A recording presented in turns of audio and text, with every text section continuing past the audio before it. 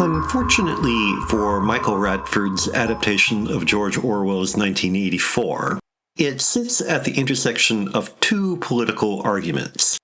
The first, leveled at the book largely by leftists, is that Orwell betrayed his socialist beliefs by criticizing Stalinist politics and repression.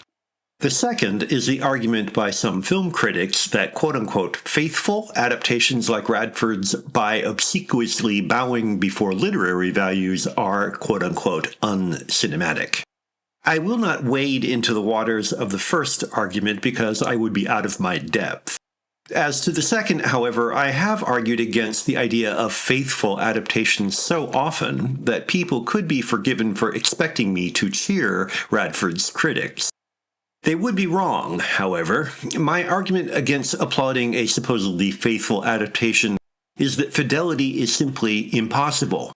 I share the ideals behind literary fidelity, however, since they imply using the medium for adult, sophisticated themes.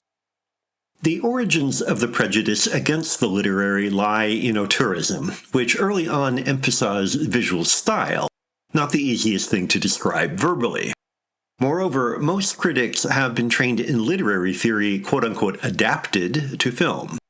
Incapable or unwilling to develop production skills that would enable them to express themselves in cinematic language, critics resort to the tools they know, inevitably shaping their commentary with the literary values they supposedly want to overturn.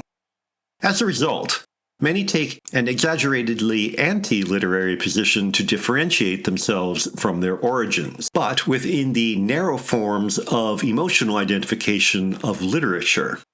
In this Oedipal revolt, film critics seek to prove their independence by emphasizing values counter to standards accepted in other arts.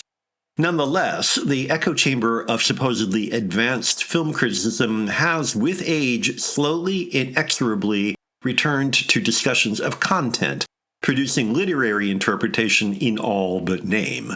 The fact that 1984 vividly visualizes Orwell's themes is lost in the effort to establish the independence of the critic's words. In fact, the film creates a textured, convincing atmosphere possible only with cinematic tools.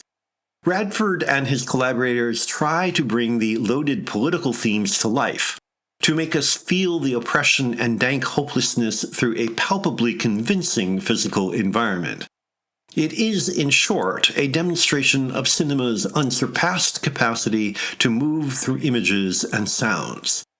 The film also happens to preserve much of the action and most of the characters of the novel, but should that be held against it?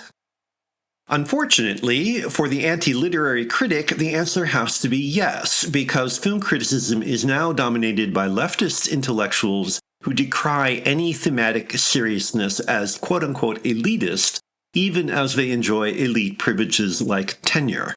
They cling to their politics like a catechism, equating the study of the popular with egalitarian commitment while using abstruse language to exclude the uninitiated.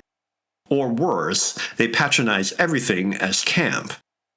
In so doing, they show Orwell was frighteningly accurate in his description of the bureaucrats' religious subservience to orthodoxy. Meanwhile, ambitious work pays the price for critical hypocrisy, and the medium is debased even further.